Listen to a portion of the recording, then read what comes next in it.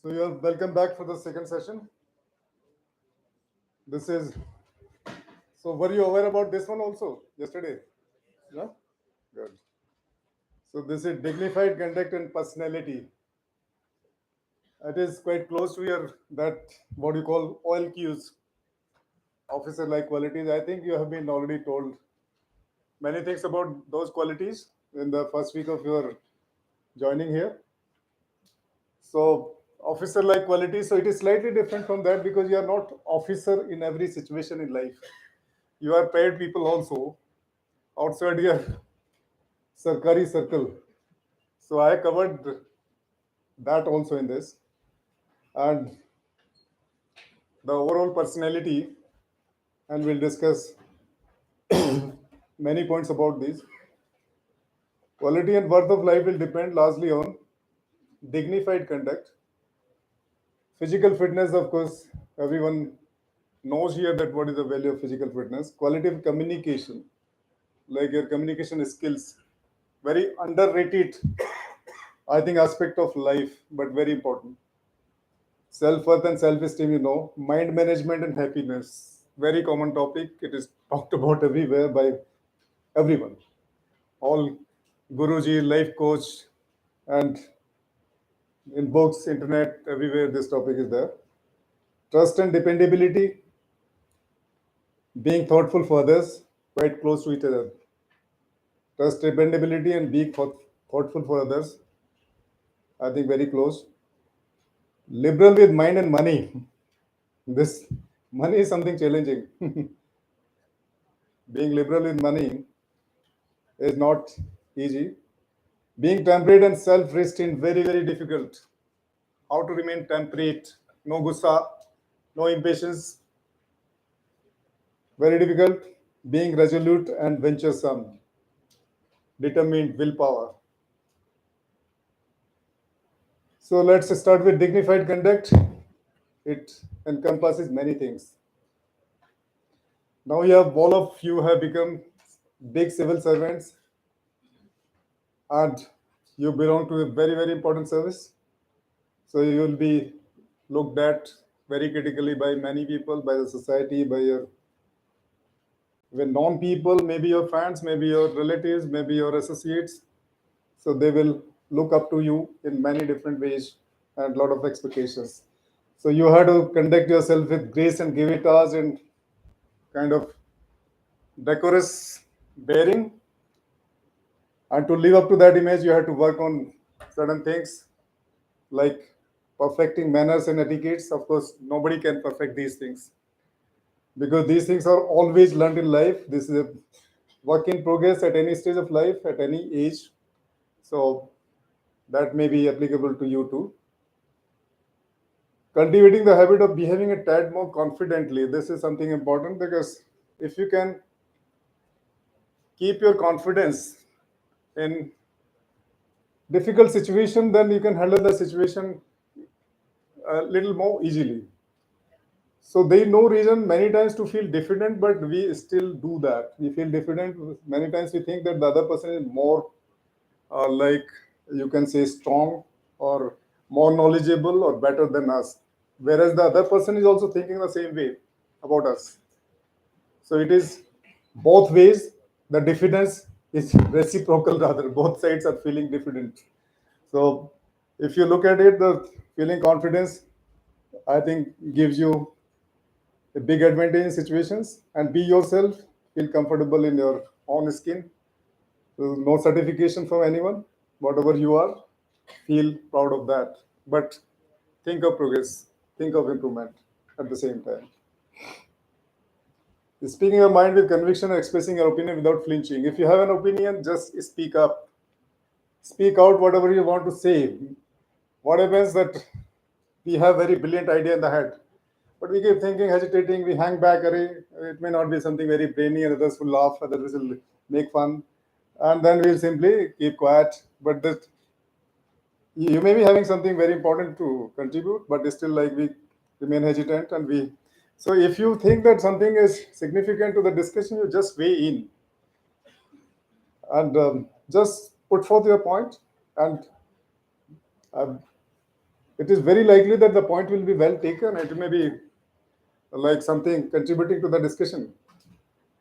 Take pride in your disposition with proper body posture, looking an inspirational, spirited individual. So now you cannot look droopy and downbeat.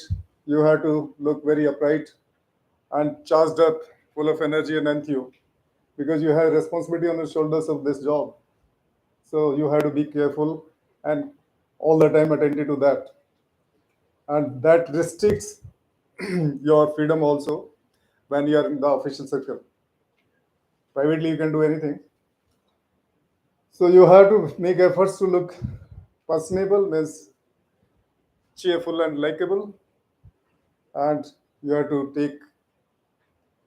make efforts to be well groomed, and may gather some tips on personal grooming, like the sense of occasion for dress. This thing, I think, on many occasions, what happens that people are either overdressed or they are poorly dressed. So, so this has to be very clear that what kind of dress up you have to make for a particular occasion. So you have to give attention to your finer details. Finer details may be like your combination of your clothing. It should be sitting well on you. And there are many other points in that what a good way of dress up is. Uh, just outside of the cup of tea, we're discussing about the shirt collar. So the shirt collar is something which is neglected normally. We don't give much attention to. Is it told at Masuri that what kind of shirt collar should be used for, especially while wearing tie? Is it told? So I'm telling you, the shirt collar has to be a proper shape if you're wearing a tie. On formal occasions, I won't say that you should insist, you should like take it so seriously in the classroom, because classroom is a semi-formal place for you, because you cannot afford to buy 10 shirts and wear every. So it's fine here. But when you go to formal settings, formal occasions, the shirt collar and tie has to be of like matching, not the shape of the shirt collar. I believe mine is fairly okay. The shirt collar, it has to be a proper size. It should not be very small. So that is one thing. The matching tie, the tie should hang up to the level of your belt. That should be clear, I think, to all of you. Huh? The shoes, if I come to the shoes, I'm going to very minor details, but let us discuss. So it may look like something like too much in details, but if you are not told earlier about these things, so we can discuss these also. The shoes, I think combination shoes should be proper. Like if you are wearing dark color pants, it should be black. If you are wearing light colors, it should be maybe brown with the matching, and it should not be the third color. Formal like shoes should be black or brown only. And next the socks. Black means black, both. They no other color. Normally, we are doing that. I don't know how people picked up this concept that black shoes, white socks. I see my colleagues who are of my seniority and many years into service, and they were very proudly wearing that. And one was started arguing with me on this. Okay, we can wear white socks with black color shoes. I told him, okay, let's agree to differ. I won't argue, but we have our viewpoints. But it is not proper. No, but the but the PT shoes, white shoes, huh? Canvas shoes with the. But that is school time and children, and that is not nothing is formal there. Everything is free and like informal. But I'm telling about the formal dressing, formal clothing. So this is black shoes with no mark on the socks, no design, no rings, nothing. It has to be plain black.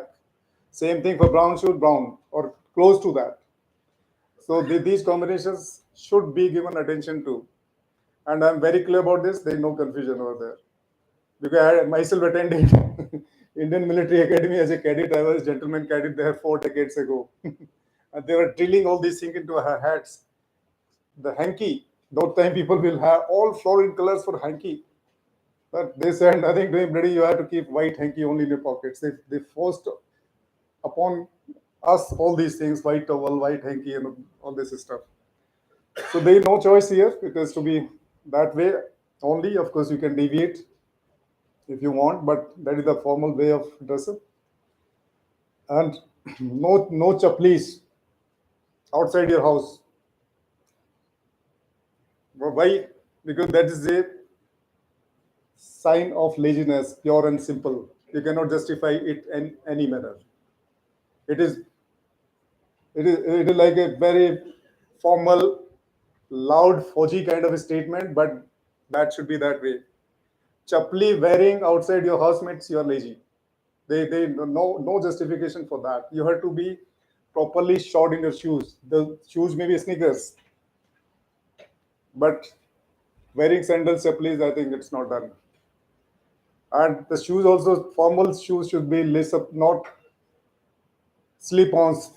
Have to be lace ups only. No comments from anybody.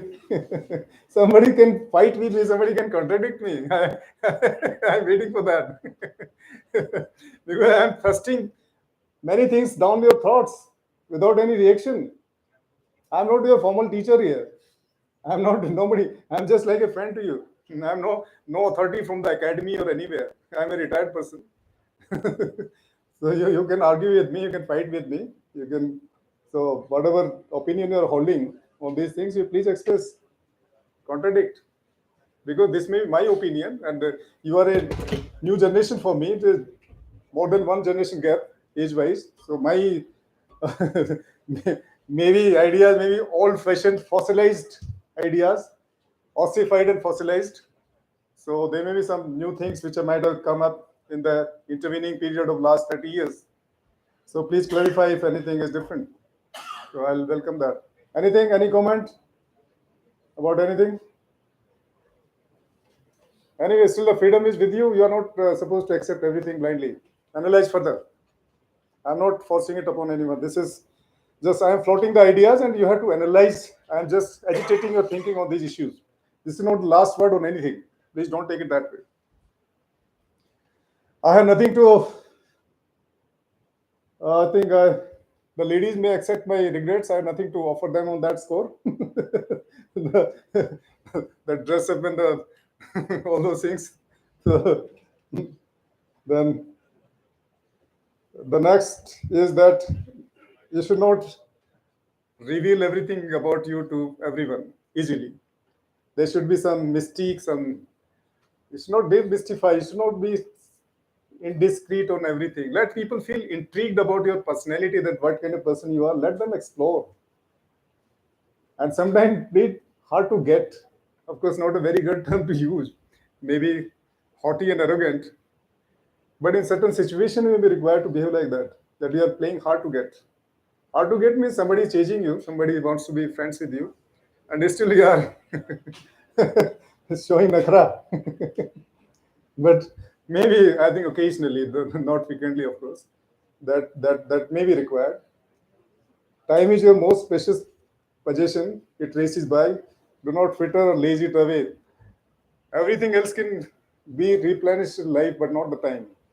But we think most of us the time is always there, every day same, that many more to come and many more days, years are there. So I retired year and a half ago. People ask me that how you spend time. I laugh and I tell them I have no time to spend, and then I stop. So a kind of mystery for them. No time to spend.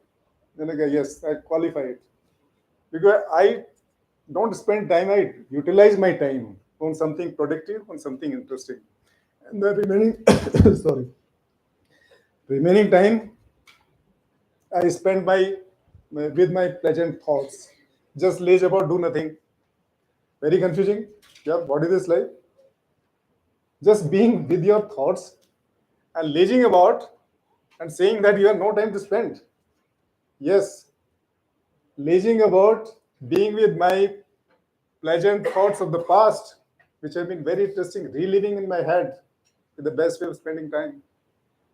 Because I don't get the same set of people again who created those happy moments for me, but I can at least be by myself and relive those moments in some way and draw some pleasure out of those. So that is also one way of like using your time. A good part of your life is lived outside the official system, and see yourself that once you are outside in the society without the tag of your official position, that how you conduct. Go incognito without telling anybody that you are a Sarkari officer. What happens in a Sarkari system that you are always treated by people differently. Like everybody is so attentive to you, oh, Saab, this thing, that thing, and they'll not allow you to behave as an individual. But if you are outside this orbit, when you go into like group of people where you are not recognized as an officer, then you see how you are reckoned by them and how you get along with this smart set of people. So whether you are matching their smartness or their level without the force of your official position behind you, or you're lacking in something. So that will be a good assessment of you to assess yourself as an individual. So that will be kind of a case study for you how you conduct yourself in those situations when you are not recognized by your official positions. What happened that in the previous generations of foresters that like I use the term inverted snob. Na? So quite few of them they took great pride in that inverted snobbery. Means more dust on the shoes means the greater the forester, or more hidden clothes, so more hardworking, more virtuous officer. So those were the concept, not for all. Many like very sophisticated, stylish officers were also there, but some of them they behaved like this, and they glorified their very earthy and sophisticated wage as something very desirable and something very important. But it is not so. You can be very sophisticated human being and even then also a very good officer. So you can improve on every front. So it is not that one thing is at the cost of the other. Interact with other all India service officers on equal terms. Make them understand you are all compeers. You are all equals, and your job is just as important to you as maybe theirs to them. All have distinct roles to play. Roles are different, but everybody is working for the same coach, and coach is very big. So all are pulling in the same direction, and all should pull in the same direction in unison. So nobody is big or small. So make everyone else known this thing. And in fact, your job is most wide and varied, and you're wearing so many hats. So I think I have listed so many, but I could not leave any of these. You are administrator, you are a policeman, you are a judge. You understand all this? Why judge? Because you are sitting as authorized officers and appellate authorities, and you are passing judgments which are next level is state the high court. That I was mentioning earlier that I was hearing that land encroachment cases after the level of the circle officer, the cases were going to high court only, not to any other court. So you are a judge, you are a scientist in many ways, you are being taught a lot of science here. Sociologist, you have to take people along, you have to be with communities, with people, with tribals. So you have to be a sociologist, that man management, everything. You are engineer. What courses of engineering, civil engineering, surveys and all? What are the subjects being taught here? Huh? Earlier it was survey, some construction, civil engineering. Any other thing in engineering? Hmm?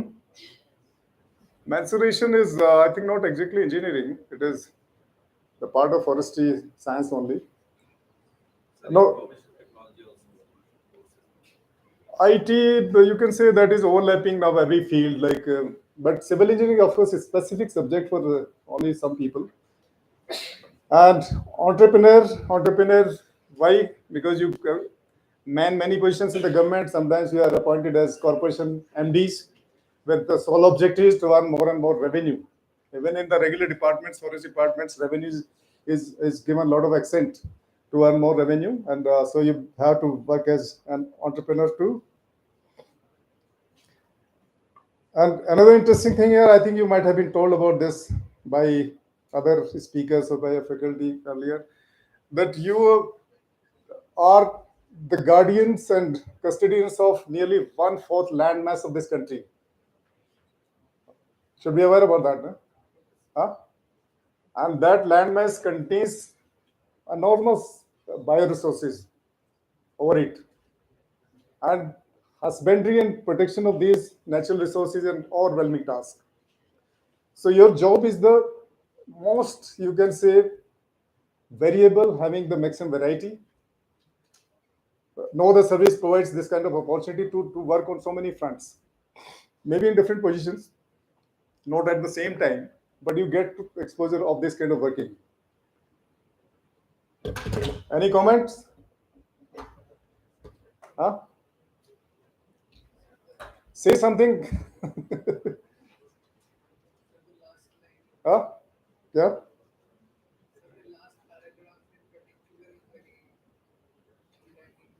What?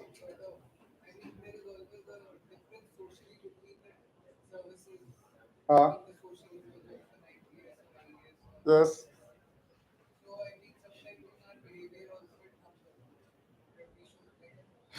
That's why I'm telling that I have said briefly, but feel confident. Why? They know no big or small in government system. Everybody is same. Roles are different. Feel that way. So nobody can subordinate you in any manner. Like I don't want to name the services here, but one service may feel that they are this thing, that thing, but everybody, even even your peon in the office, he's also playing the same important role in the Sarkari system. What you do? So he is not your subordinate. He is not working for you. He is working for the system like you do. So same thing applies for everyone. But what we happens that we have been, I think, uh, somehow we lionized some services or some particular service in that way ourselves. And unfortunately, many of our senior officers, heads of the departments, like in the past, some of them, of course, they, I think, quite a few of them, they didn't know the subject. Neither did they learn little articulation, whatever they knew. So those were the limitations. So if you know your subject, you can speak well, put forth your idea, thoughts forcefully, with authority, with confidence. Nobody is going to stop you. And many times, what happens, the situation is the twilight zone. Nobody is clear that who is having the upper hand. I have seen such situations myself between services, between the officers of two services, that who will take lead here, who will be the master of the occasion at that moment. So it is like betwixt and between. So anyone can take the lead and be the front man. But our people very happily surrender everything and become meek subordinates. So that has to change. So feel confident, but you have to learn the subject well. You have to speak well. You have to feel confident. All these things are to be cultivated. Nobody will hand over anything to you on a plate. You have to earn all these things yourself. In fact, if I talk further about these things, I like mentioned so many jobs for you. You may be seeing, I don't know how much. If you see the appointments in central government or secretaries and all, joint secretary, additional secretary, pure numbers, I think maybe be at least third largest after IAS and IPS in intake batch wise. Mostly, nobody is, I think, more than us. Huh? We are the third largest service, cadre wise. When we get the list of appointments, additional secretary and all, officers from sub insignificant, I don't say insignificant, but the services which have no knowledge of working on the ground, like Indian Defense Account Service, Indian Postal Service, I think you're there. So you will vouch for my comment, like I'm right. And what Indian Railway Account Service, they get appointment equal to or more than us. Recently, one list was out. Meenakshi was appointed as secretary. I don't know how many of you have seen. So Meenakshi, she's my classmate. So Meenakshi got appointment secretary equivalent.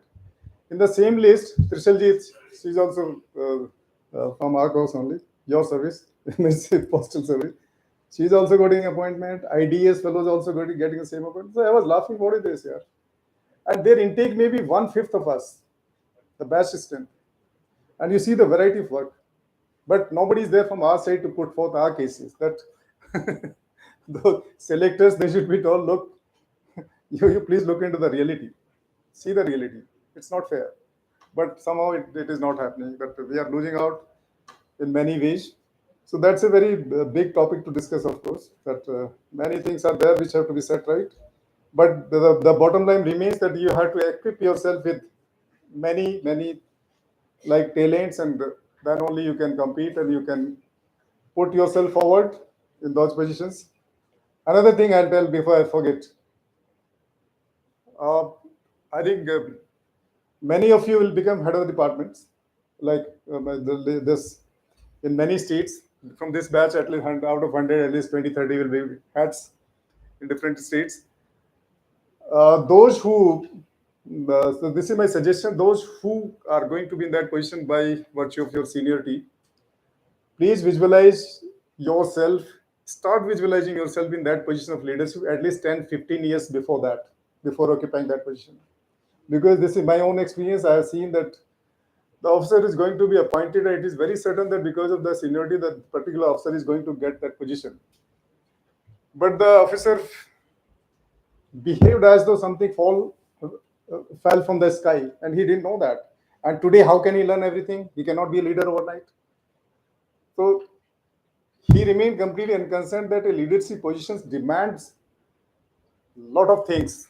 You have to equip yourself with those talents. Like you have to know the subject, you have to be a good speaker, you have to be very articulate, you have to feel confident. But they never prepared themselves for those positions, and they behaved as though something came out of the blue to their way, and they were never prepared for that. So you don't do that mistake. Please prepare yourself, visualize yourself in that position of leadership, and feel confident that you will handle that.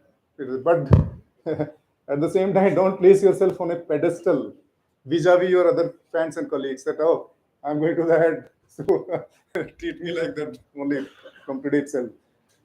But silently develop, cultivate those requisite like traits or the qualities in yourself, and visualize that position that you are going to be the leader of the department or maybe of the other entities someday, and be prepared for that. I don't want to speak much like negative, but there have been cases like it is decided from the day one when you join the service that you will be senior most in the batch and you're going to occupy that position. Position comes, they sleep at the wheel for 2 years doing nothing. So it is not fair. It is a big dishonesty. It is, so it should not happen that way.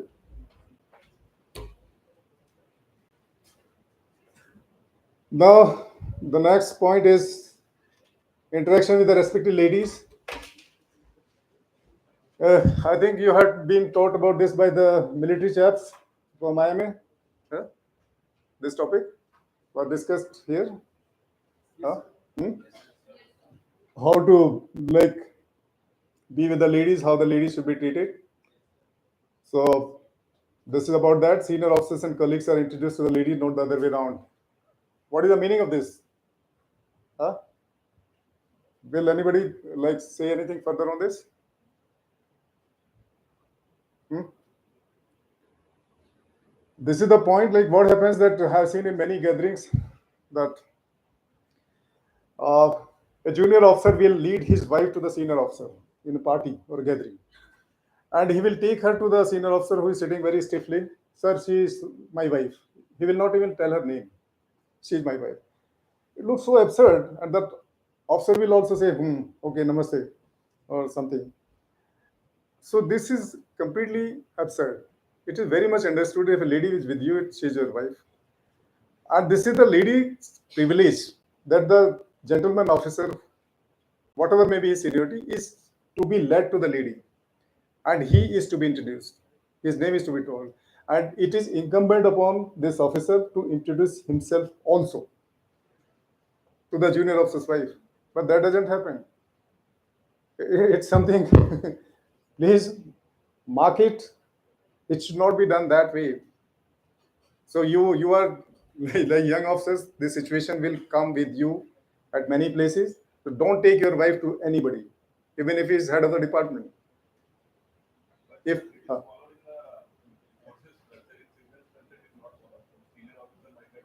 let him get offended, let us change the culture. That's why I'm telling. Let him get offended. If he is not bothered about the decency and protocol of the situation, he is no one to be cared for.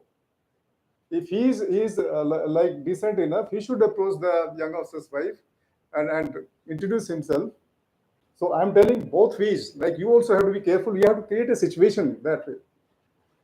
So what happens that another like very improper thing, junior officers will wife will call the senior officer sir. I've seen myself an officer just 1 year junior to me who can call himself by name, me by name. He will call me sir. That is itself looks absurd. Yaar, we complete 30 years of service. What sir? This in this difference of 1 year service. Okay, that it has been practiced by him since long, so it is going on that way. Wife will also call me sir. I tell my wife, we have to tell these ladies they please stop it because my wife does not call sir anybody. So I think I've written also this thing here. So the junior officer's wife is not supposed to call any officer sir because that officer is not sir to her. He is sir to husband. So that should be stopped. I have written here, I think, with few exceptions, and those exceptions can be when the seniority is more than 20 years, like it becomes a generation gap. If the officer is 20 years, 25 years senior, then it doesn't look nice because it is a difference of one generation. The officer may be of the age of the father of this lady. So then it may be justified. But if somebody is 5 years, 10 years, even 15 years senior, so you tell your wives, your ladies that they have to call them by name. Let them feel offended. Let them feel offended and let them complain to somebody that this lady called me by name and to the other officer. Complaint will come back to you, na? When you pass on the message to the respect officer that this is the system, this should be followed. So then the ladies will have a so they will have a pride of place in gatherings and they'll not be left unattended. Why I'm telling this? Because man, what happens in the men are sitting in one group here, drinking, enjoying all eats and everything, khana, pina, everything, and ladies are sitting in one corner. Nobody's going there to ask that what they need. Like even for eats, also nobody is attending on them. And many situations, like in many places, like in my state, the ladies drink freely in the evenings. So we set up a system. Ladies will be some people will be appointed who will be serving drinks there only. They are not supposed to come out and because most of them they enjoy their drinks. So it is like they have to be given priority and they have to be given full attention. And senior officer, this is another problem. Next, senior officers may address the wife of junior officer by name. What happens that the senior officer he is 15 years senior and this the junior officer 15 years junior. The lady is very junior. He say Babiji. So this Babiji thing. So yeah, Babiji is a household thing. Babiji is not in formal occasions. You will go to her house, go to be a guest there, or she is coming to your place. You can call anything. So have confidence. Call her by name or Mrs. So and so. If you know first name, call her by name. What's wrong in that? You belong to one family. Why this formality of Babiji and all? So they know Babiji by sahab so easily. That may be within the household things. So that should be avoided. You call her by name, that looks more personal, like more affectionate. If you're calling a lady by name and she's junior officer's wife, so you call her by name or Mrs. So and so. You don't know the first name, but no Babi with business. And Babiji thing extends, I think, so much. Some officers, like on the golf course, they are calling ladies Babiji. No. So on a golf course, calling Babiji, like there is no Babiji business on golf course also. It is either by name or sir or madam. So they know other thing. Babiji is something it looks so alien and out of place on a golf course. But still that is there. And another thing, what they do, they run away with the idea they're very respectful. But it is not. Because any lady on a golf course will definitely think that she is somebody in her own right. She's a golfer and she's not a Babiji here. Because she is having an identity, she is having a personality of a golfer on the golf course, even if she's a housewife. But by calling her Babiji, you are stereotyping her to that has housewifely role itself. You are not allowing her to come out of the housewifely feeling even on a golf course. So it is like uh, unfair, in fact, for them that we are not letting them feel something different outside that role that which typifies them and ties them down to the kitchen sink. So that way, another problem about on this front is that I don't know about other states, but in my state, many senior officers and even some heads of the department in the past, they were calling the junior leaders officers as madam. And they were thinking that they were very respectful, but it was self defeating. It was not respectful at all. It was like sounding very impersonal, very formal, calling somebody madam, a junior officer who may be 5 years, 7 years junior to that officer.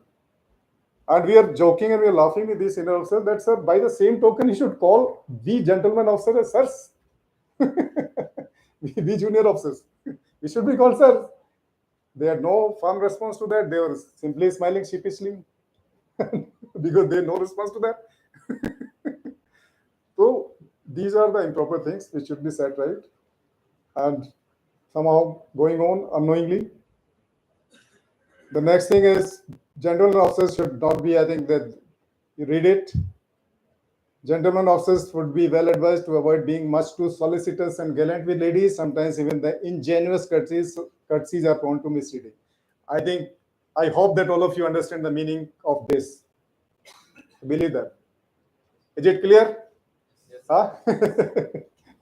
Not to be all gallant. Huh? So, because it may lead to some kind of confusion. This is very interesting. Next one. Just you read it, all of you.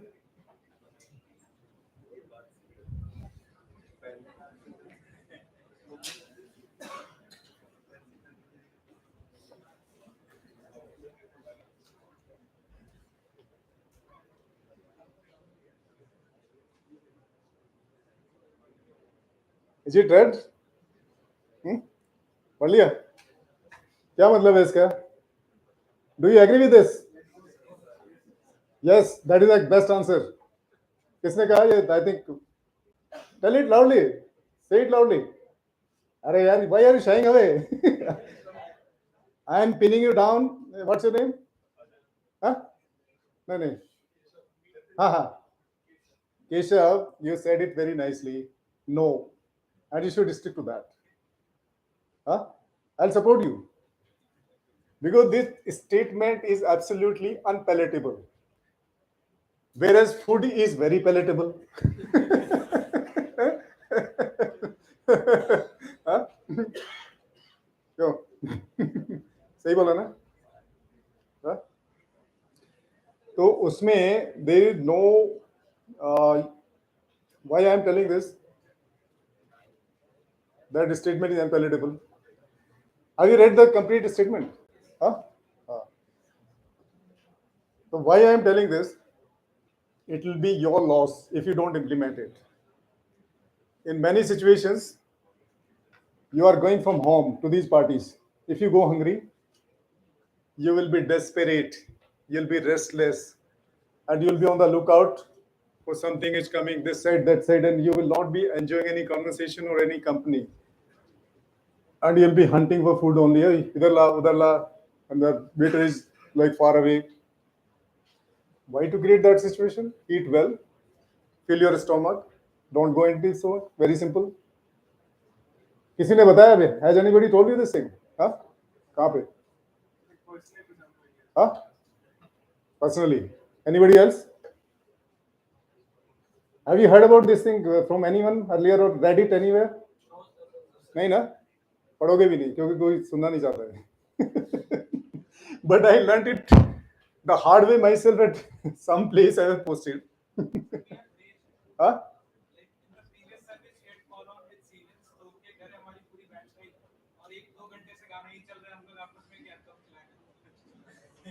पर ये this fund is not applicable to house parties. उसमें problem हो जाएगा. Why? that if you are going to a house party where only few guests are invited, अब भाभी जी ने इतना खाना बनाया तो you have to eat. Otherwise, it will be injustice to her efforts because it will notice them. I am telling this thing only for large gatherings where you are not noticed individually, separately. A house party, may you have to respect that. If you don't eat much, then they will. It will not be good for the host and hostess. Both will feel offended that you don't respect their efforts. So be careful that way. So उसमें अच्छा, I was telling about my story. I learned it myself. I went to the this military party. That happened, I think, once or twice with me, mostly twice. After doing lots of exercise in the gym, I was feeling hungry. By the time I forgot to eat, I think I had to get ready quickly. And in fact, I didn't even know before that this thing that I had to eat. But in a natural way, I would have eaten something that thoda kha lete hain, feeling hungry. But I think I was hurrying with my mind, and I got ready and rushed off to that place. Reached there. By the time I reached, I was feeling absolutely famished, and I thought that there will be something, I'll attack and then grab something and eat. And as usual, like any other thing in army, this system is very rigid, very formal. So the things will come with their own protocol, one after another, slowly, and you have to pick up a small piece, put in your mouth very gingerly, and then wait for the next one. You cannot grab fistful of it if you want. So I suffered. And for next half an hour, 1 hour, I could not enjoy anything of that party. I was just thinking about the kab aega, kya aega, kab. Finally, I got something to eat. About 1 hour later, only I felt comfortable. Then I decided from that then on, I would not do this foolishness. I will not repeat this thing. I would eat nicely at home. And later on, I scaled it up to next level. I had a two-story house at the place. My wife was getting ready on the upper floor. On the lower floor, I kept one bottle also. I was taking one or two drinks. And when I was reaching to this party, I was looking most mellow and cheerful guest. So, so, and catching anybody, come, let's have a discussion, this thing, that thing. No, no, no need to be desperate for anything. So that's the difference. So if I tell this, I discuss this issue, this my this funda with certain people, but people don't agree. Some say in Bangalore, even rich people, "Arey, yaar, Yadav, क्या बता रहा है? Party में तो we go to eat only." What's the when they're going? We travel bloody 10 kilometers driving 1 hour, and you're telling कि खाओ भी मत वहाँ पे. What is this? मैंने कहा खाओ यार, जाके. You enjoy. so, so this is where I be now. अच्छा, तो ये वो पार्टीज में तो ये अंडरस्टूड ना, वो थ्री इडियट्स जैसा प्लेट नहीं भरना है, हाँ? Or playing all every damn thing on the menu. So avoid that. And I'm telling, sincerely telling that these are not the occasion like to like let yourself loose on the stuff and forget everything else. These are the places where you have to behave decently. We have to have nice conversations with people and enjoy the company and group and the mahal. So next is build your reputation as an upstanding officer who is industrious, decisive, and work on salt. Apply yourself to your job with the spirit of commitment and professionalism. I think you are taught these things frequently. You have already read about this. But one thing I would like to tell here that I think take action when you go to the field and you start working there as DFO and beyond. Take action as with a positive frame of mind to do something really positive and good for public. What happens that because of nature of our job, many a time we are required to say no because that is the nature of the job. Somebody asking for land, we can't give it. At least DFO cannot give it. Central government can give it. And so your question, many people don't understand that. They think that everything is within the state government. Sometimes the minister is telling, and minister thinks that there's nothing beyond the state government. So how can you say no? And the officer working under state government. Every other officer, including bureaucrats, they are saying yes only. Who is this officer to say no? They feel offended. Frequently, we are pilloried in public. In fact, we are stamped as objectors, rather pathological objectors. Pathological means habitual, to say no, to object. One of our secretaries Long back was telling somebody got secretary, this additional chief secretary appointed for our department, and the comment was that you people, I am telling frankly, you people are rated as happy obstructionist, happy obstructionist.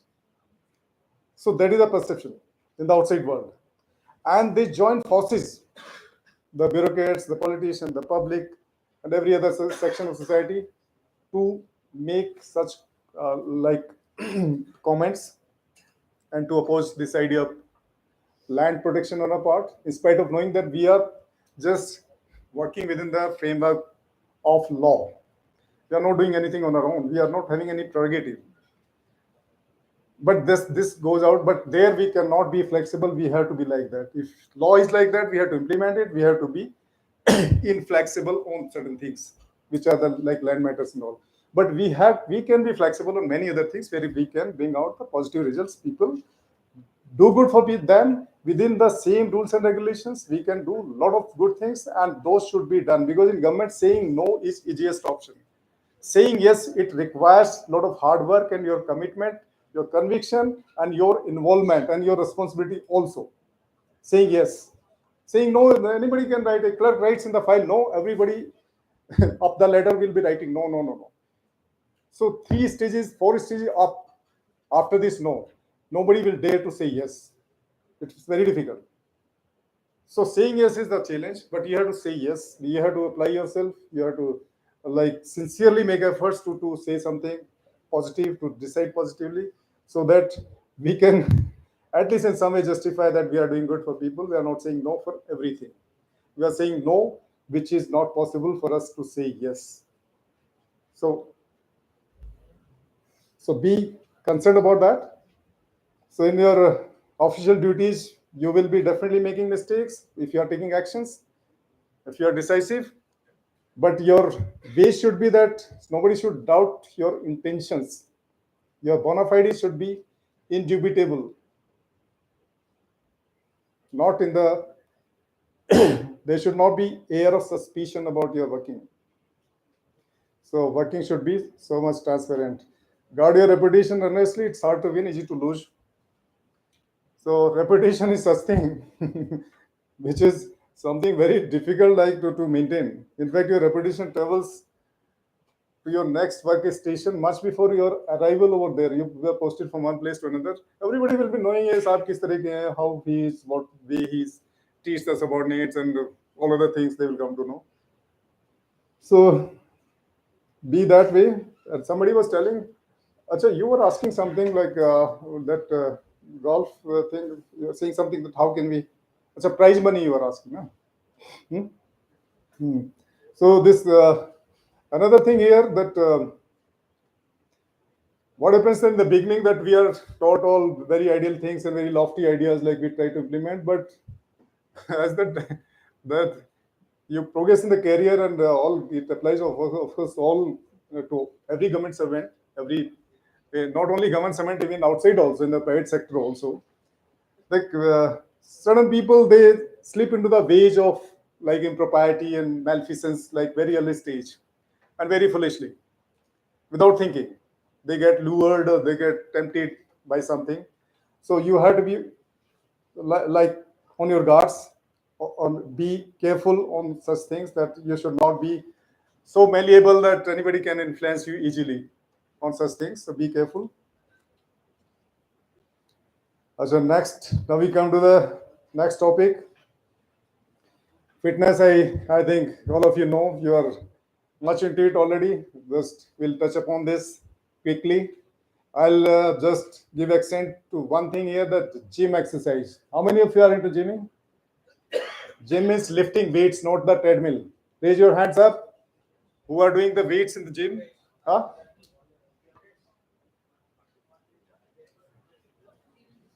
This means you are raising only half and you are doing light weights only. Huh? But why it is surprising? I thought that all of you will be up in arms like on this thing. Gym weights. Huh? No, no, but it's very surprising, and many of you are engineers. I'm pretty surprised that engineers are not doing gym. Huh? Because in IITs and all, it is the only thing to do. Huh? You, huh? Time where? Time. IIT mein. But I am telling, before coming here, you were in engineering college, na? Many of you. Huh? Huh? Asha, I forgot this thing. I'll ask you one thing, which is something I want to be curious to know. Many of you left the private jobs, lucrative private jobs, and you came into government job. So, what made you to do that? I want two, three comments quickly on this. That what drove you into the government job, leaving behind well-paid private jobs? What are the factors which were weighing on your mind, and you made that decision? Two, three comments quickly. Huh? Yeah, please come forward. Tell loudly. Huh? Diversity. Diversity of working. Good. Next. Next. Open indicators and opportunity to impact larger public. Good. Good. Very frank. Yes. Next. You tell frankly. There is no hesitation of any type. Like it should not be like masked with something which is not real. Sir, I Huh? was with Huh? Amazon. Huh? Amazon. Huh? So I joined, sir. I wanted to work with the government. Okay. Okay. So now next thing I want to ask: what difference do you see between the private job and the government job? Like what the government job, what sets it apart from the private job? What is the main difference? What is the main factor? Who will tell that? Huh? Yeah. Huh? Stability. Other things? Sir, in government sector, the work is mostly rule bound, Huh? and at the same time, we have the authority and independent work. Okay, next. Acha, this factor may affect you personally and professionally both. What I'm asking, the main difference, the private and government. It may be affecting your professional life. It may be affecting your personal life. So that factor, which is most important, you think? Yeah.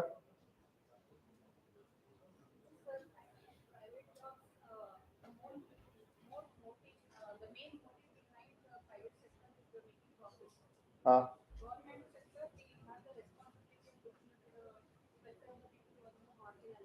Okay. Very good. So until now, you have only spoken about the professional side. Anything about personal side? हाँ, वो भी officially हो गया. Anything which is private and personal. हाँ?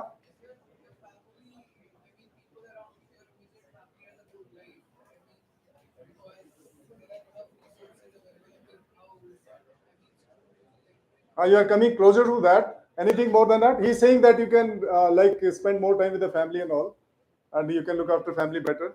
Any other point? After? But that is also official only. I'm telling about on personal front. Personal front. Okay, I'll come to it because we are running out of time. Uh,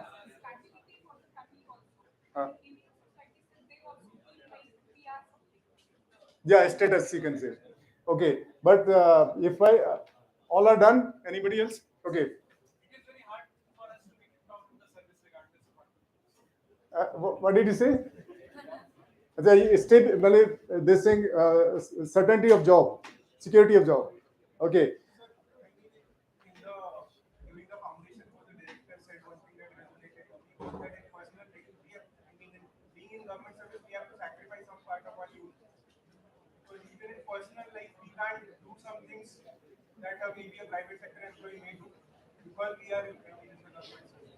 Yeah, you are quite close to that. Anyway, now I think I'll close this thing.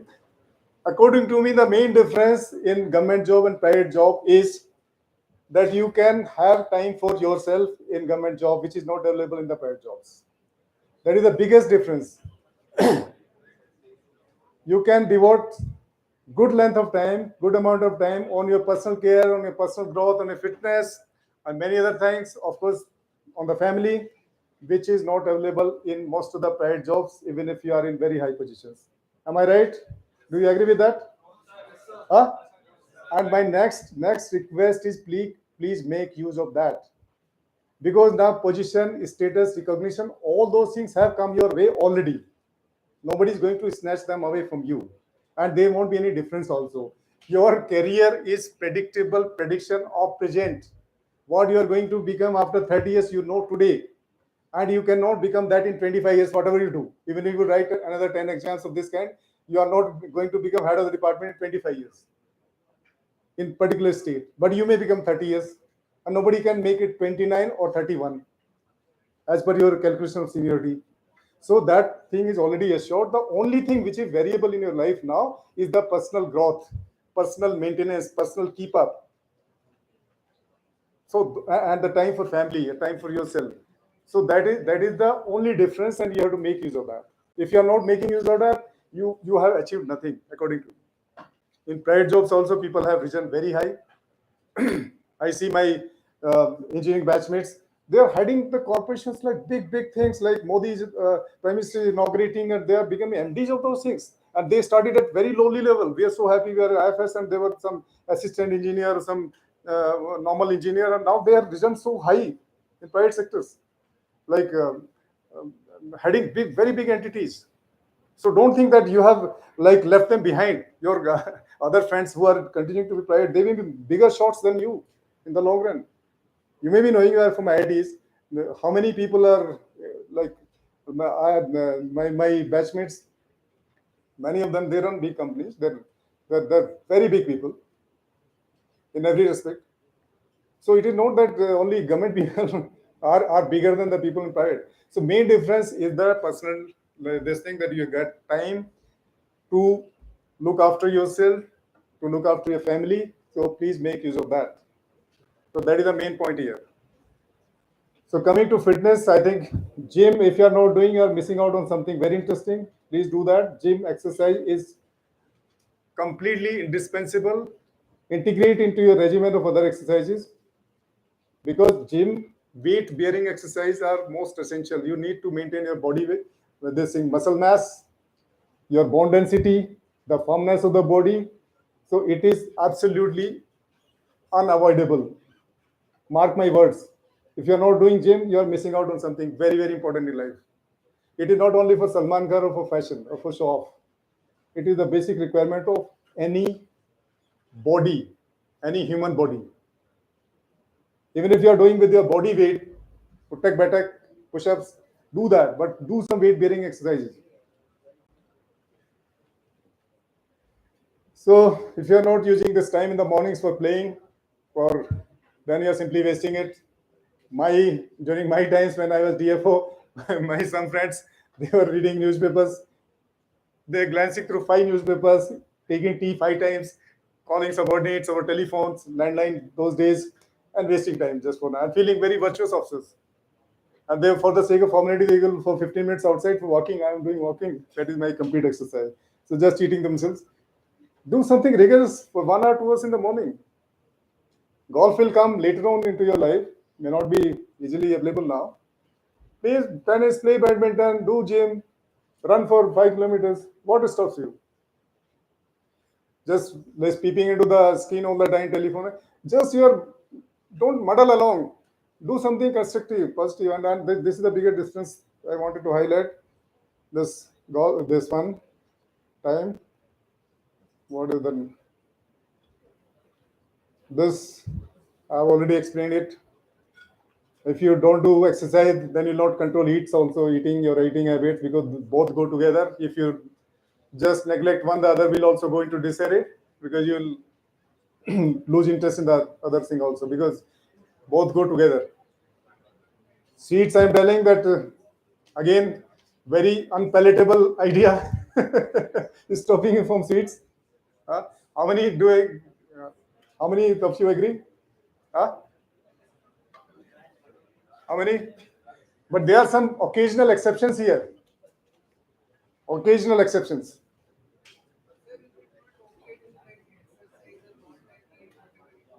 Yeah.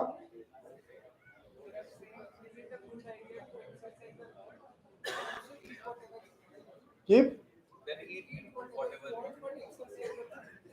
If you exercise a lot, na, you'll not eat more. That I can promise you, and you do it. You do it. I'm telling you. Why? Why you will not eat more? Because when you exercise more, you'll are sweating it out very seriously. You'll be getting good effect on your body. And then you're spending more time in front of mirror seeing your muscles and biceps and this thing, and you'll feel happy. When you're eating sweets or something wrong, what will happen that you'll eat it, but later on you'll repent. Yeah, 2 minute के pleasure के लिए I nullify that bloody 2 hours workout in the gym, and where I'm reaching.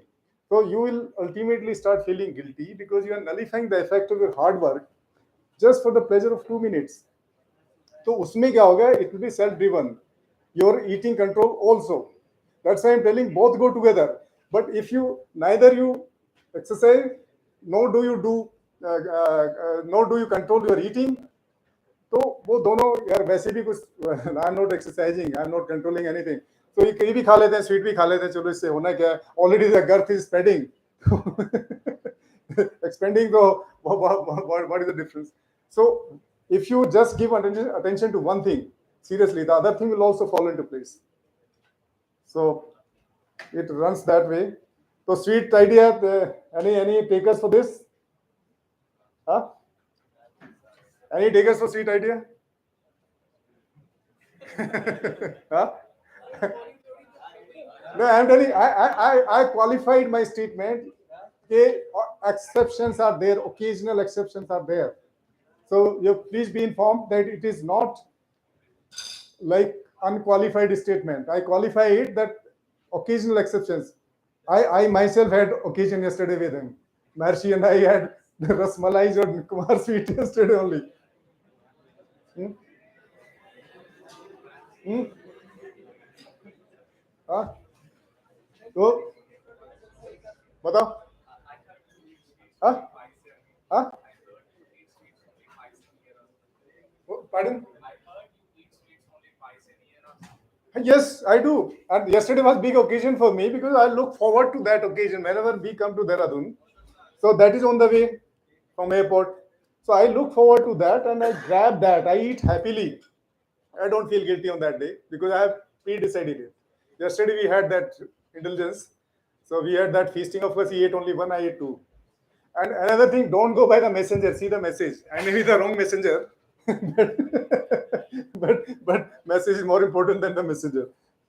Anyway, I leave it to you. But if I talk seriously, it's very very harmful.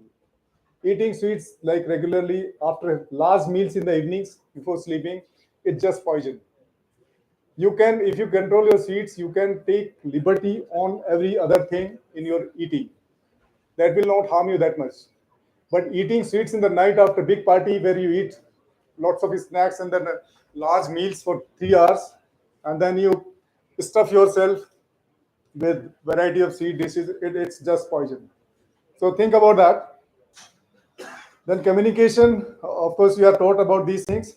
That what is the importance of communication and how it affects your quality of life, but it is not given that much importance. It's very underrated, but it's very very important. And the main thing here I've written that have a rich stock of vocab in your heads. If you had to cultivate that habit, you have to learn as many words as you can, improve your vocabulary. That pays you big dividends in the long run.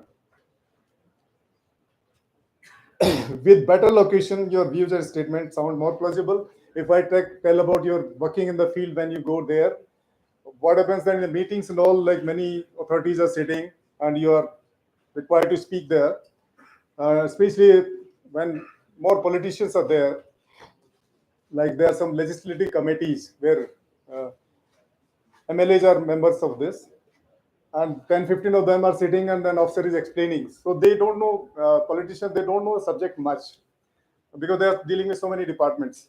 But what they see that they do the psychological analysis that in what manner the officer is speaking. The moment the officer starts faltering, then they have the doubt. Then they get the chance, they pounce upon him, thinking that he's making things up. The officer is making things up because that's why he's faltering. And then they start talking something negative. So the advice is that you be expressive, even if the facts are not spot on, because you may be required to do or required to speak in little bit roundabout way. I don't say that you lie, but sometimes you may not be speaking like exactly to the facts, but in little bit roundabout way. But be expressive. Don't speak haltingly. If you do that, you are caught. After that, you do any explaining, but they get the upper hand. So don't give any break at all to. They should not wade in. So be so expressive, so farratedar, that nobody getting a chance to interject. And that confidence will come only when you know the subject, you know the language. So that is the importance of language. So be prepared for the such situations. I've seen many people, they know the subject, but they will mumble something so incoherently they can't catch it. People start doubting, especially the people who are from outside. They don't know anything about the department, they'll definitely doubt because you are not confident. So that is the importance of speaking. And so, yeah, many people they know a lot about their subject, but they're having handicap of articulation. And as I mentioned earlier, also many of our seniors that in the past they were sitting like tongue-tied, meek subordinates because of the language constraints. They could not say anything in the meetings at the places where they were required to speak with authority and confidence. So it affects your professional life in this way. And many, you might have seen this, of course, you have seen that the cricket commentators, Ravi Shastri, Gavaskar, even this fellow, why they are in the business? Because they have the silver time. There are many cricketers who might have been better than them. So they are earning their livelihood by speaking only. They are not more knowledgeable or more talented in any other manner. Ravi Shastri, when he speaks, he roars. No one else can speak like him. This fellow, Navjot Sidhu, comes in that Kapil Sharma show, na? One day I heard him saying that he was telling that he was so shy and hesitant in speaking that he could not speak on stage, he could not even talk properly, confidently, and he was telling that I worked a lot on this. I worked very hard on because he felt so irritated and so like hassled by this shortcoming, and he worked so hard. Now you know his stage. He is like living by his wits in the program. So he's literally living by his wits. So that is his complete livelihood. So that is the value of communication. But it seems that so many gurus and coaches, they are speaking. They don't have more knowledge than others. They are more knowledgeable people who are sitting like in the shadows, but they can't speak. They can't be front man, and they don't. They are not in the business. But those who can, like, be articulate, who can speak eloquently, who can put their ideas across very effectively, they are in the business. They are in the demand. Whether they are party spokespeople, like many are coming from political parties on television, you might have seen, and from other fields also. You can take any field. Those who speak well, then only they are preferred and they are put in the front position to represent that organization, whether political party or any other activity. So that is the value of communication, self-worth and self-esteem. You know, of course, the importance of these. So just work on these, and in this, the important thing is that each one of you have a wellspring of potentialities inside you, using which you can do many outstanding things, which nobody explores.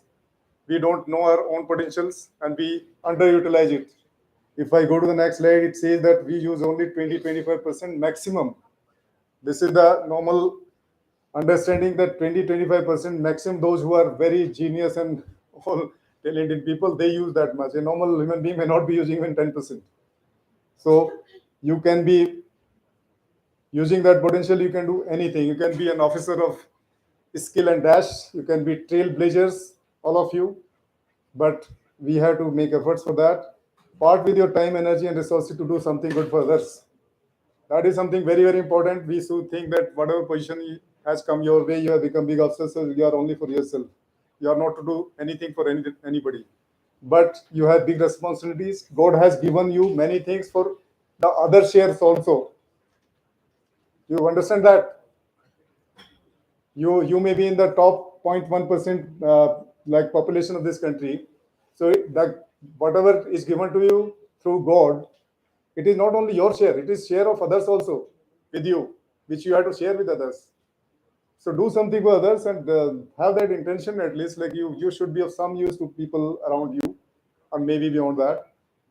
So and people think that by doing nothing they become good, but you don't become good just by thinking that you are good. You become good only when you actually do good rather than by not doing any wrong. Some people think अरे हमने तो कोई बुराई नहीं किया तो हमारा क्या बुरा होगा. अरे तुमने अच्छा भी तो नहीं किया. You bloody such an important position, and how can you say that you are obliged to do good for people? So just living for yourself is no fun. You have to go beyond that. So be a support provider, do something for others. Mind management and happiness, oh, very challenging. Mind management. I see that there are many talks on this on mind control, but I think nobody can control mind. It's better, I think, we limit ourselves to regulate. Control तो कोई नहीं कर सकता. Mind is the fastest entity in the universe. Now it is with you. In a split second, it will be on the moon. Next split second, it will be on the sun or in the galaxy, which are light years away.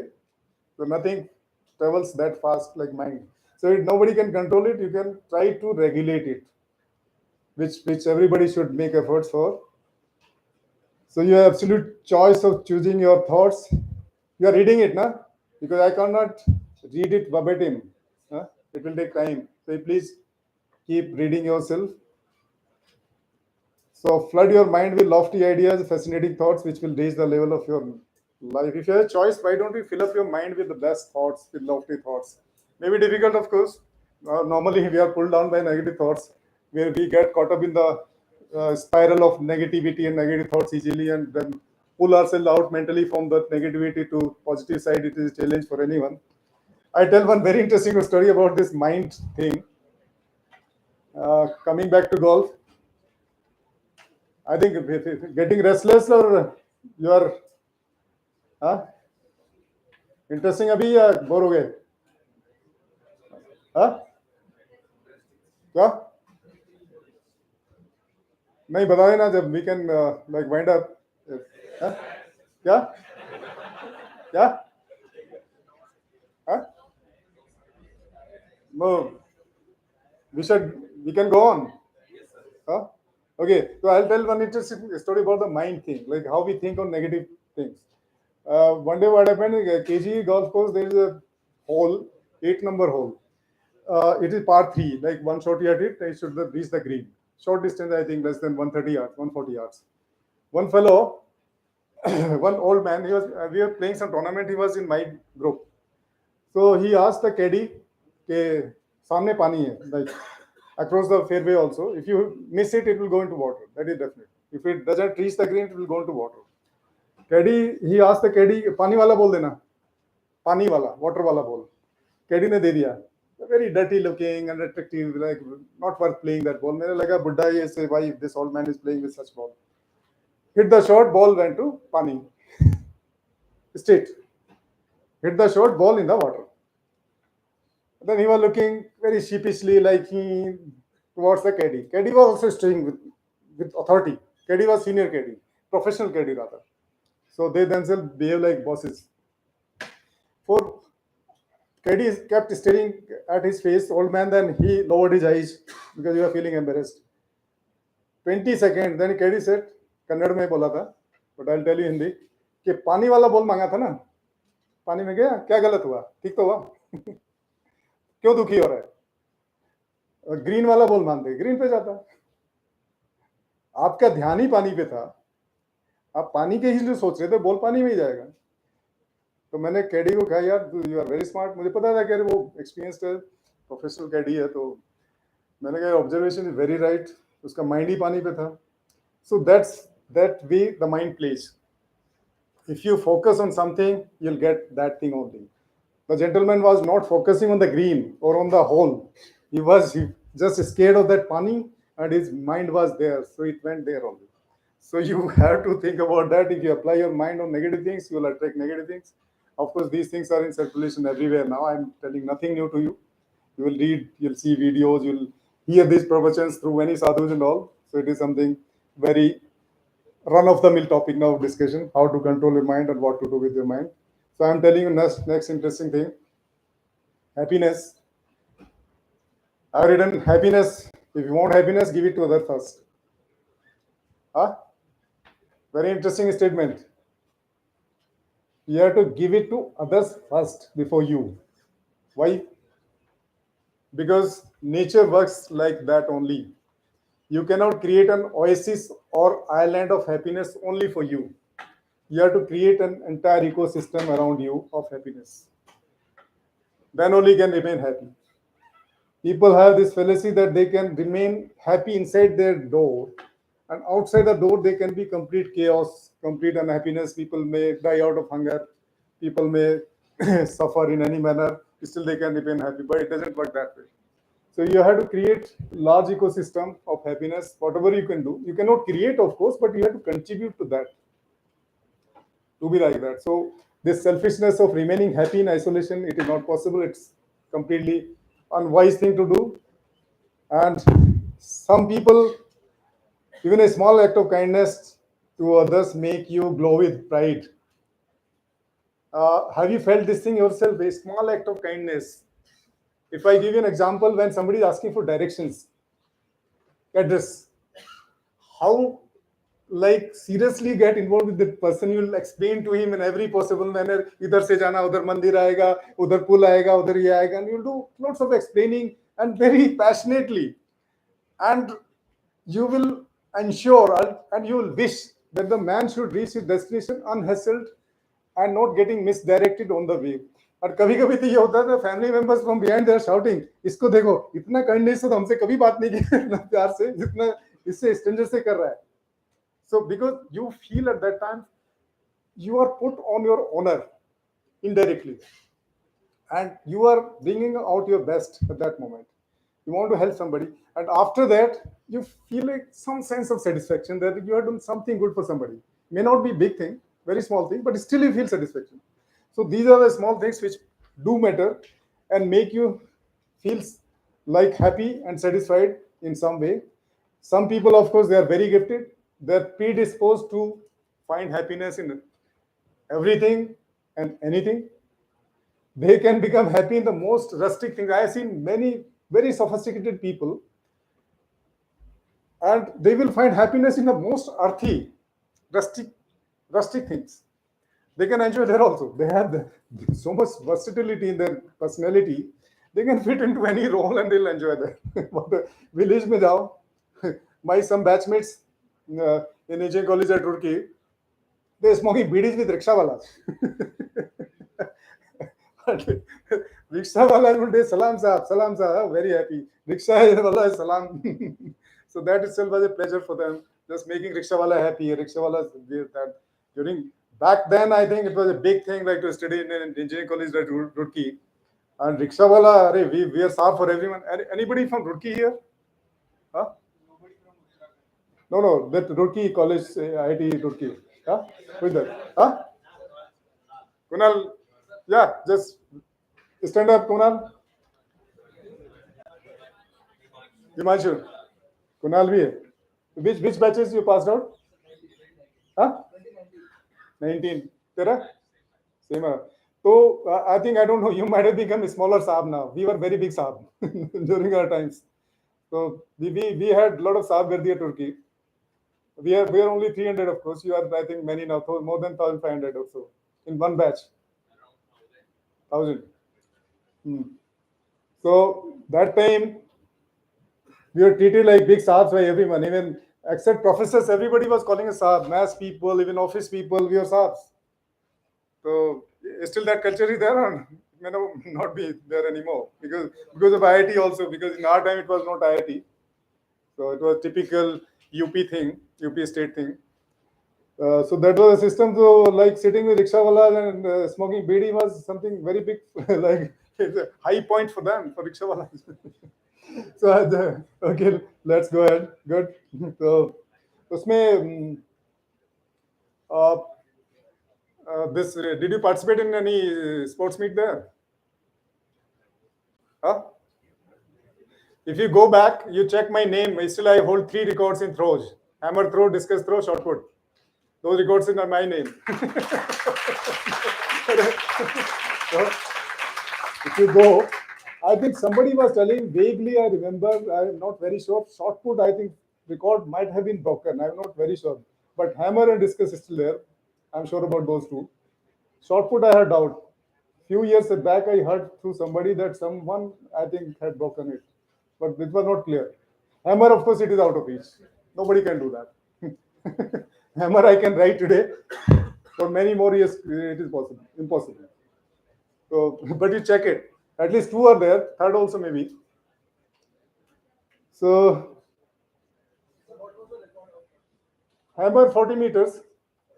40 meters is 16 pounds. So quite a distance. So I was taking all three rounds now full. That is very technical. It's very difficult. So in learning, it requires many people can throw short put, even discus also, but hammer learning, like taking three turns, it requires a lot of practice, and so people may not put in that kind of effort now. So what is next one? That okay? So we are talking about happiness, na?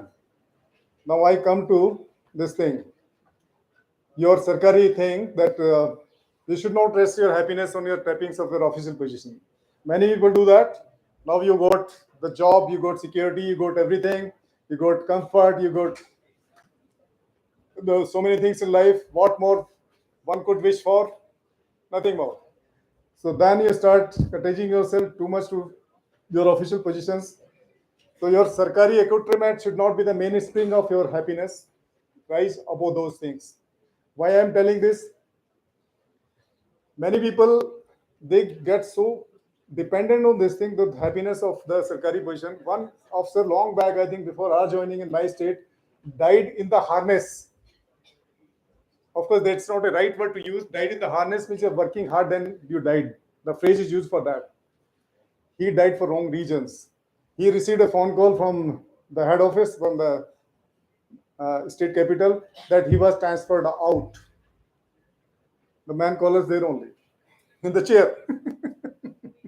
Because he was so attached to the position that he never expected. Of course, he was doubtful that he might be, but he was so attached to the position that it was like hit like a thunderbolt, and he died there only. So this was the attachment. Recently, I met three IPS officers, young IPS officers, in a golf party. We are conducting another golf tournament 2 months ago. These young boys, they were in the evening party. They didn't play. They were yet to start. And I was talking to them, yeah, you start playing and all, and we are in Bangalore, make use of this situation. You can learn. Then they're sounding very downbeat, sir, posting nahi milta hai, district nahi milta hai, and others are becoming SPs and all. मैंने कहा, यार, you are very young. Don't think too much about this. Now make use of Bangalore living. You at least learn golf. It will be very difficult later on. You make use of this time. Don't think always about this thing that IPS officer ho gaya, yaar, why to think about it? What more you want? So people become very, very like, and they were, instead of talking golf with me, they were talking about the postings. And I was no one to like settle this issue of postings or anything for them. If they're talking to any senior police officer who can help them in some way, then it may be relevant. So people get attached so much to these positions. Some before retirement also they behave as though they were to be in that position forever. They don't think that retirement is certain, and after that they will fade into nothingness. Nobody will bother for them. Still, they remain attached to that. So, a materialist person is never at peace himself with himself, endlessly changes one material possession after another, like a big house, big car, different golf set, different phones, and things like that. It's never ending. They keep following in their material comfort. Enjoy that. I don't say that you cannot enjoy material things, but with the sense of detachment. Remain dispassionate. Don't become too passionate about these things. Is it clear? Hmm? If you can travel in a Mercedes, you should be ready to travel, sit in a rickshaw also, in an auto, and enjoy it the same way.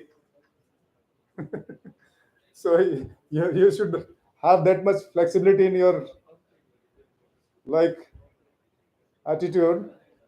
Talk health, happiness, and high points of your experiences with people who are receptive to such conversations. I am qualifying it, who are receptive to such conversations. You cannot talk everybody happy now. मैं बहुत खुश हूँ. Come talk with me happiness. Fellow will run away. Okay, you are someone wrong to talk to. So I'm telling about the people.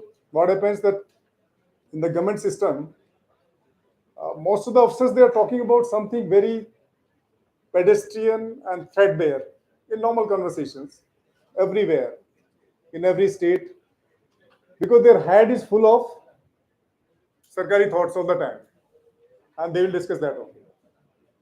So just to bring them out from this thing, it's very difficult. Like what to talk about? They no activity in life.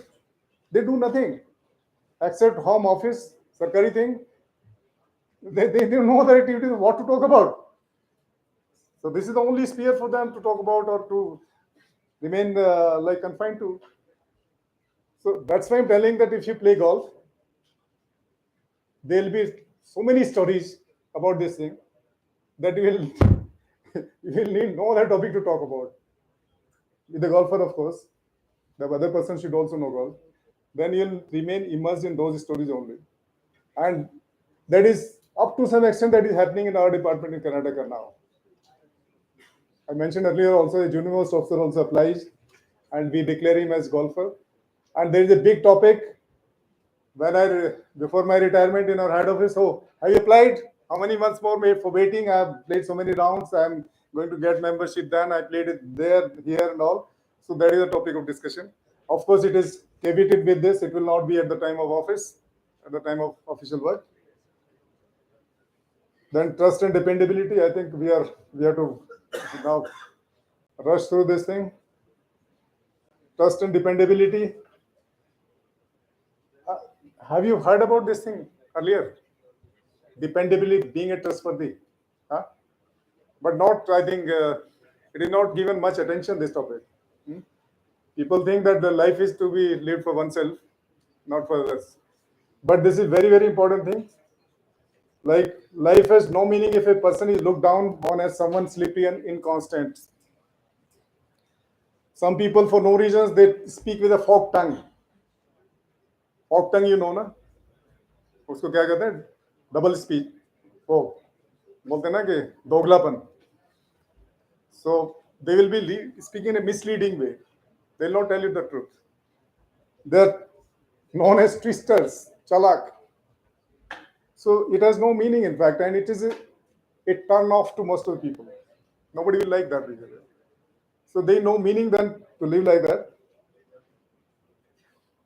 Then be a steadfast friend to people who are worthy of it. You cannot be friends with everyone. Learn to keep secrets of people. That's very important.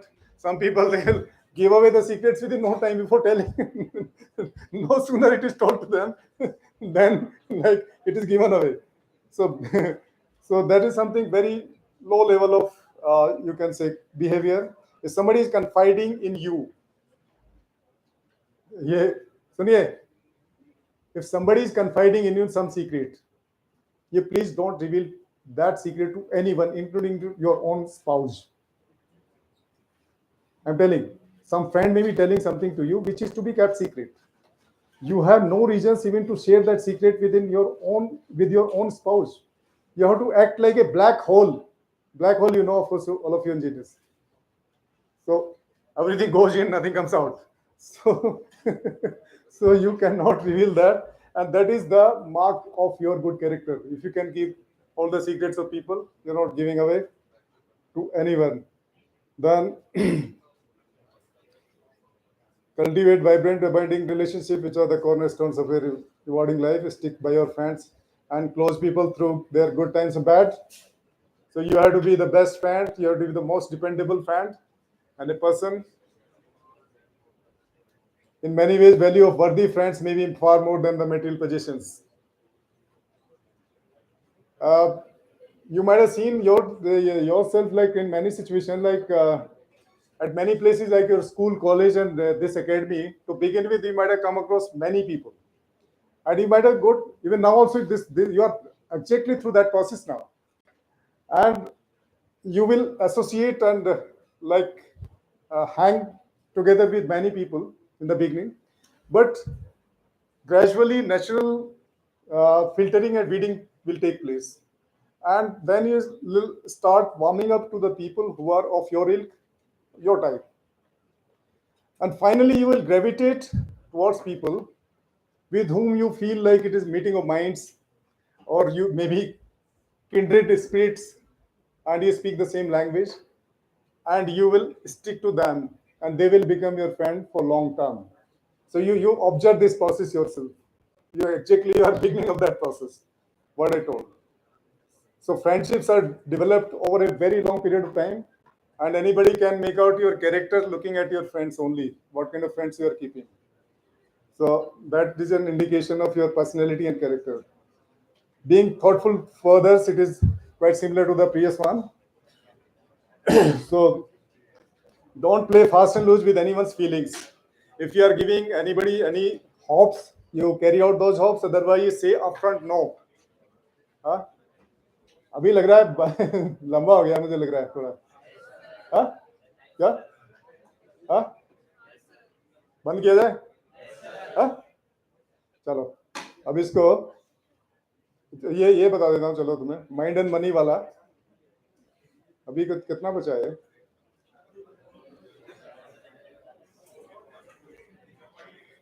अच्छा चलो last में चले जाते हैं फिर you can read it yourself you are interested we can go to the last one. Last one is this pronunciations and some word usage I have listed. I think many of these might be known to you, and we can just run through these very quickly, so that it will be some little awareness for you, because sometimes that there are some mistakes. So we can run through these within next 5-10 minutes. Improvise. You know what is it used? Improvise. Huh? For what? What is the meaning of improvise? Doing something in a better manner. Huh? You have to think on your feet and then to like come up with something No, no, improvement. You mean to say improvement? Huh? Huh? No.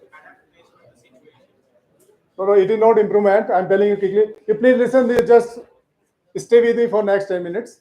Something interesting here. So improvise is not improvement. Impro. Yeah, quite similar to that. Improvise means to do something with whatever is available, like compiling a music, doing something, arranging something with the available things. But mostly it is misused for improvisation. This improvement. So it is not improvement. It is next is the pronunciation of this. Can anybody tell? Huh? Huh? It's not quasi. It is quasi. No, I'm telling you. It looks simple, but these things are important. I want you to correct, because in formal situations it looks little improper. So if it can be corrected in some way, it will be good. Can anybody tell what is this structure called, like where I'm standing? Huh? This one.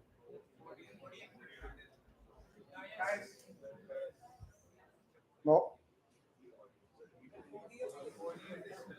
it's not.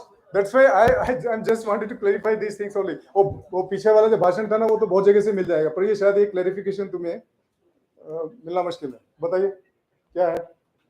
This is called lectern. Just see in your Google. Lectern. This is not podium. Lectern. ये आगे आएगा word. This is lectern. What is this word next? MASS. What is this pronounced? Huh? This is not mass. This is mass. You see, you check any dictionary. Abhi. This is mass, and this is not Anglicized Angrezi. This is the reality. Don't speak mass. It is incumbent upon you to pronounce rightly. Huh? This is mass. Prepone. What is the meaning of prepone? Anyway, I had to run through very quickly now. They know word English word prepone. They know English word prepone. It is used in India also informally. Maybe incorporated in English dictionary shortly, but as of date, they know English word prepone. It is they know no prepone thing. It is used in our country mainly. What is this next? This is bona fide. Not bona fide. Bona fide. You please check later on. What is that next pronunciation? Huh? Shaft division. This is clear at least. Good. Shaft division. This is clear because in many places they call it chief division. What is this next? So this will become massive mal ये हो जाएगा. Malfunction. They know malfunction. It looks very foolish. If you call malfunction, yeah, it looks very like a. I can't explain. What is this? Mortgage. You are clear, na? Very right. What is next? Huh? No, no, no. This is amateur. Amateur, not amateur. Amateur. Amateur. Next वो martyr भी है martyr. वो भी martyr नहीं है वो martyr है martyr. इसको कौन बताएगा? नेक्स्ट बताइए. इतना सिंपल होता तो मैं लिखता ही क्यों? There has to be some twist to it. Huh? Huh? Yeah, he's right. It is indigestion. Indigestion. Indigestion. You cannot afford to pronounce like this. My whole accent is on that aspect. When you are speaking formally, you cannot speak like people from very ordinary background. And these pronunciation wrong pronunciations give out very wrong message to the audience. So please just again you see later on in your Google and all. What is that? 2/3? Is it right? Huh? What? Huh? No, say it again. 2/3, na? Yeah, it is plural because thirds, 1/3 parts are two here, but normally it is pronounced as 2/3 only. But it is 2/3, like 3/4. What is this next? Huh? Memento. It is called normally momento. For no reasons, I think momento. So it is memento. What is that next? Huh? How is it used? Comprise. Yeah, it's pronounced comprise. How do you use comprise? Huh? चलो इसको मैं आगे बताऊंगा explanation में. Then the subjudice.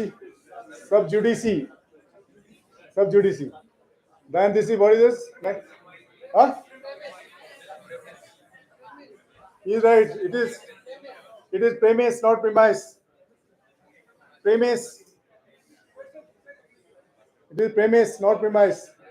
Even that if you call precincts, na, that those are the premises, that the premises of the academy. This is premise. वो वही मैं बताऊं वो premises है ये premise है. Oh, that is different. वो कंपाउंड ये एरिया हो गया. वो premises है. This is premise. Next. Huh? That's right. This is liaison. Liaison, no liaison. And very frequently used. This is very frequently used. Please correct spell this thing, pronounce it correctly. Liaison looks very foolish. It is liaison. Be clear about that. What is that next? No mustache. It is mustache. Mustache. And martyr, I have already told you. Then what is next? Huh? Quiet. Quiet. Okay. What is that? Huh? Yeah, no, it's I think too noisy. This is anyway now. I think I have to tell you, otherwise if we go into discussion it will take long. This is criterion is singular, criteria is plural. Criterion, phenomenon, these are plural. Criteria, phenomena, those are plural. So please be clear about that. Normally we use criteria for singular also. So that is a mistake. What is this next? Huh? Is right. Fiance. Even that. For this. What is that? Alternate, alternative. What is the difference? Huh? This is very confusing. Alternate, alternative. What happens? You know alternate, alternative. I'm very sure. But what happens in American English, which is used here also, they use alternate also in place of alternative. That creates a confusion. That creates a confusion. It is there in the next sheet. What is the next pronunciation? Huh? That is clear now? Indict. Okay, next. Say lure, not lure, not lure. What is this? Lectern, I have already told you, please mark it. This is lectern. This is not podium. Podium is the platform. You are telling two things wrong. Not only this, but the other also. Then, no days, because you are telling length of time. 3-day program is, this is length of time. It is not the 3 days numbers separately. So this is 3-day program. Madam, this is the most challenging. Who will tell me that? Huh? Huh? Huh? This is the most challenging and most misused. Huh? Anyway, I'll come to the next sheet, then there is explanation for that. 1.5 days now. That is clear. Deer kettle.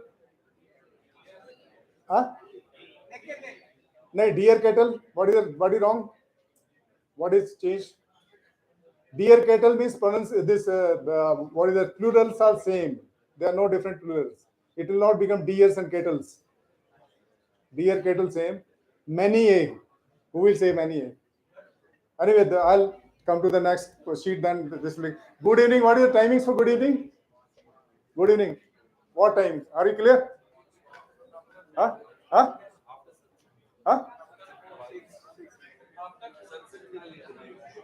इसमें बहुत बड़ा confusion है और कोई clarity नहीं है, कोई fix इसका पैरामीटर. मैंने बहुत इसकी खोज की इंटरनेट पे कि what is the right time for good evening, तो मेरे को कहीं इतना डेफिनेट इसका कोई रिस्पॉन्स नहीं मिला. बट जो ओवरऑल मैंने गैदर किया, what ever most indication was it is either after 6 PM और sunset, whichever is earlier. I reached at that conclusion. You also can do your research, but according to my understanding, I could come to this conclusion 6 PM or the sunset, whichever is earlier. Some people are calling at 3:30 also good evening, sir. So that should be avoided. Then fag end. What is wrong with this?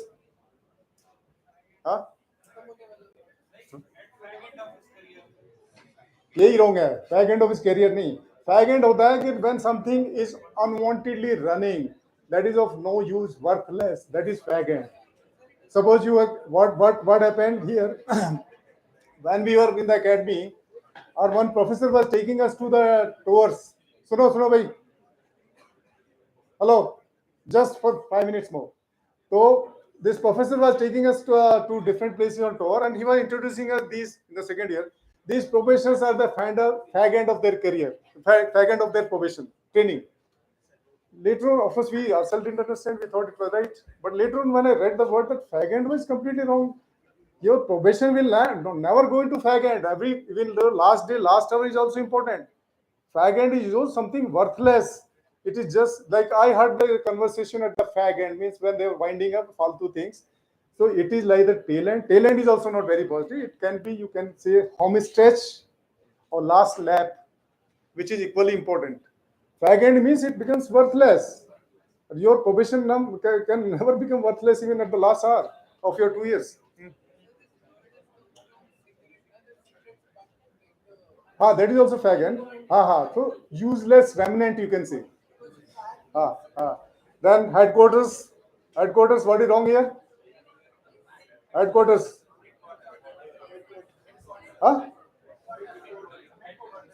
No, it is for singular, plural, same. For singular also, this is headquarters only. There is no headquarters. Government can be, each government can be R, both plural, singular. That any organization, any entity can be singular, plural, both. Congratulations. Next. No. Congratulations for. Congratulations for. That is very common mistake. It is congratulations on. You know that, I know. Congratulations on. Instead of that, people say congratulations for. Very common mistake. Anyway, few are just explained here. This is the last slide. So this comprise we are discussing, comprise. So they know comprise of, they comprised of, or either comprise only. The team comprises 11 players or team comprised of 11 players. They know of after comprised of हो सकता है but comprised of नहीं होता. 2/3 3/4 हो गया, 1.5 day हुआ, deer cattle. Neck to neck, it is never neck to neck, it is neck and neck. So many a time, this is very common mistake. Many a, huh? What do you say about that? It is never many a times. How many agree with this? How many are clear about this? Many a times बोलते हैं ना. It is never many a times. It is many a time. Many times होता है. Many times तो you can speak. It is correct. But it is many a time, not many a times. Like many an officer does that. The sentence meaning is plural, but noun and verb are singular. It's very something very interesting. Many an officer does that means many officers are doing that. Do that. But it will be written like that. Many an officer does that. Second हो गया quarter set quarter. अच्छा, alternative में क्या है कि this alternate is English, this US English में alternate is also used for alternative or substitute for somebody, and that create the confusion because that is used in India also. But British English alternate is having one meaning, you know that. Alternate is having another meaning. No, both are different.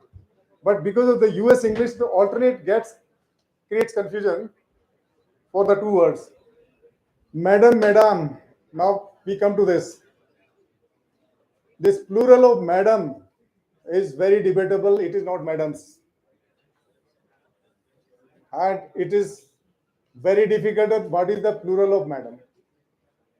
It is certainly not madams. And this, what you're telling, madam, it is French word, of course. French title for non-British and non-American old ladies. Madam. And this plural is also madam. It is also pronounced there, but it is not used neither madam or neither madam. These are not used in our English. But what happened in this very academy a few years ago, he had come. One officer, he was writing, I think very unknowingly, he was writing in groups. This use he was word the plural madam. He was writing using that word, sirs and madam. But there were no word madam to be used for like in place of plural madam. He wanted to write plural madam, but for that madam is not the substitute because madam is not English word. It is French word for non-British old ladies originally. Then good evening, Officer at all. So that's all from me. I think certain things it took, I think, much longer. I have overrun it by at least half an hour again because the subject becomes too engaging to elaborate, and then the discussion can happen endlessly on this thing. Even if we can talk for whole day, then also will not get over. Anyway, it was very nice interaction with all of you, and you participated very animatedly, very enthusiastically, and it was very encouraging for me. You like stayed with me for so long. I think this might have taken nearly 2 hours now, the second session. Huh? So you have been very nice audience. maybe no. It is not a formality on my part to praise you that way. You have been really nice audience because all the time you are actively so lively. You participated. Otherwise, what happens that somebody is speaking here one-sidedly in a monologue kind of thing. You are sleeping, half of you are mentally elsewhere. So it was very nice, very engaging, interesting. Thank you so much, and I thank. So,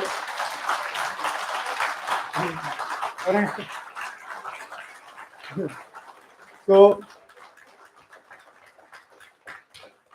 so, so very loud thanks to you for this applause, and I thank the Academy for giving me this opportunity, especially the director, Dr. Jagmohan Sharma, and your course director, of course, Kunal, and my companion for 2 days, Maharshi.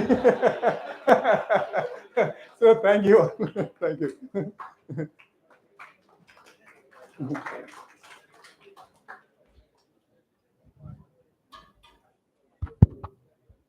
Thank you so much, sir, for this fascinating, insightful, and a candid session. The session gave us a fresh perspective on the sport of golf. Thank you for discussing about the multiple benefits of playing the sport, the rules of the sport, and other intricacies related to it. I'm sure the session will motivate many of us to pursue golf in the near future. Also, the second session on dignified conduct shall help us in living up to the challenging role of an IFS officer in a dignified and a responsible manner. I would also like to thank you for answering our questions patiently. We are really grateful for the time and effort you took out to share your insights and experiences with us. Now, on behalf of the 56 RR at IGNFA, I request our course director, Shri Kunal Angrish sir, to present a memento to Shri GS Yadav sir as a token of gratitude. Yeah. Yeah. Thank you very much, Kunal.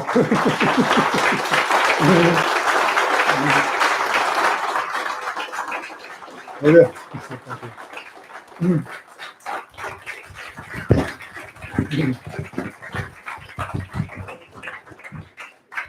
मुझे तुम्हारा clapping से तो ऐसा लग रहा है कल से जाके सब इम्प्लीमेंट करोगे तुम जो पढ़ाई so much, Josh.